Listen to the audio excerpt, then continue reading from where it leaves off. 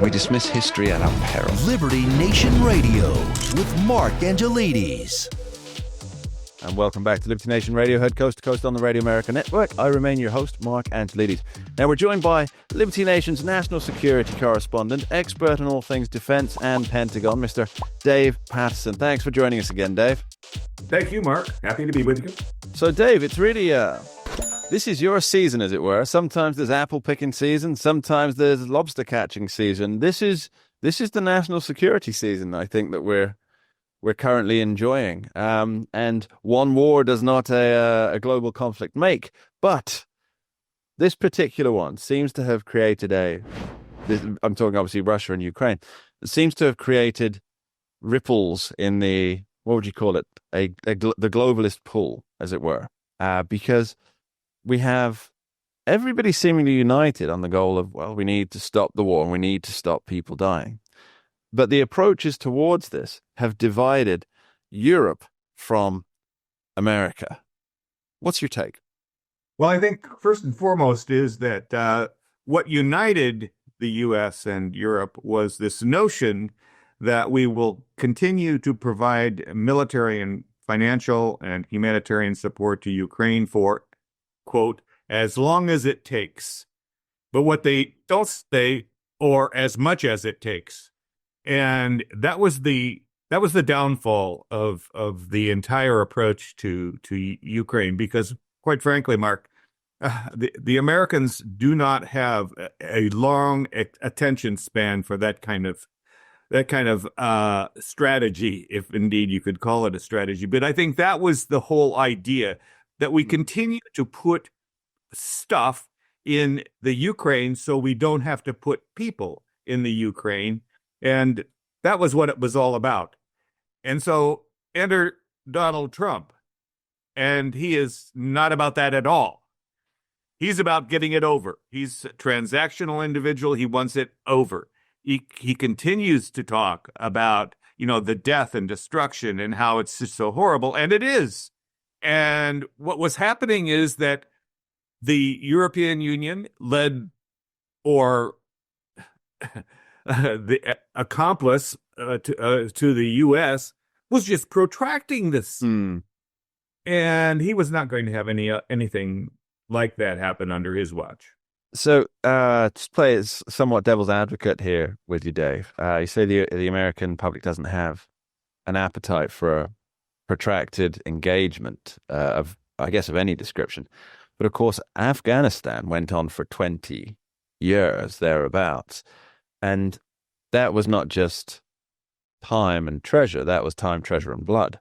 But I think that a lesson, and actually this isn't playing devil's advocate, I'm agreeing with you. Sorry, okay, rephrasing this. That I think there's only a certain amount, I don't think anybody in America now would be really willing to put boots on the ground, whether that's to help Ukraine win or to act as a peacekeeping force after the conflict is ended. But I also think that there isn't the appetite for the continued sending of treasure, because that treasure and that focus and attention could be better spent elsewhere. And if it's not being spent elsewhere, then it's always finite. So you're weaker in one area because you're bolstering something over here. And I get that Russia presents a global threat to some extent, but this really isn't America's problem. And yet America became, under Joe Biden, the figurehead for the fight against Russia, but in such a piecemeal manner that it's almost as though it were just President Joe Biden wanting to look like a wartime consigliere, as it were, but he wasn't. He just wanted the clothes that came with being a wartime president. No, I hope I got this wrong. But I think that it's even. I think it's even more. It was more insidious and more actually devastating to the U.S. Culture and psyche as to what they were actually doing. And you'll notice that never one time in the 3 years did Biden or Austin or Blinken or Sullivan ever come out and say, this is the U.S. strategy for dealing with Russia and moving them out of Ukraine. No, not one time, because they didn't have a strategy. All they had was a tactic of continually, basically mollifying Ukraine with stuff. Yeah, that can really only go for so long, because at some point you start running out of people. And to me, I mean, that actually brings us on to a broader question, right? Vladimir Zelensky, President Zelensky's been, I wouldn't say he's been cut out of negotiations. I think that's an unfair way of looking at it, because, you know, there has to be, I think you wrote about this actually on the page of libertynation.com. That's probably where I got the idea, is that Donald Trump and the U.S. government particularly can't be an active partner in helping negotiate a peace between the two countries, Russia, Ukraine, unless there's a relationship unless there's some kind of relational development between the U.S. and Russia and the U.S. and Ukraine. And currently, because of, I guess, 4 years of the Biden administration, there is no relationship with Russia. So until there's a relationship, then the U.S. can't act as a broker in between. I'm pretty sure I got that from you. I don't think... Well, no, that's right. I mean, the reason that you wouldn't bring Ukraine to your first meeting is the Ukraine would come, Zelensky would come with an agenda. He wants reparations and to have Russia give the land back. Okay, so how is that going to square with the U.S. just trying to build confidence with Russia in that they're there, the U.S. is actually there as a partner to help? Well, here's Ukraine, and they've already put the stake in the ground before the U.S. can even develop, these confidence-building measures, trust.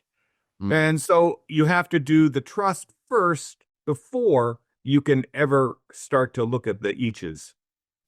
Yeah, I think that's probably where they are on that. Now, whether Russia, Vladimir Putin, his lot in the KGB, sorry, FSB, now, whether they're willing to buy what Donald Trump's selling in terms of he can negotiate an equitable settlement for everybody. I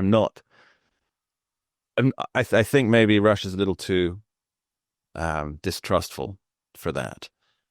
But they may be in need because their economy is not as robust as it might have been otherwise.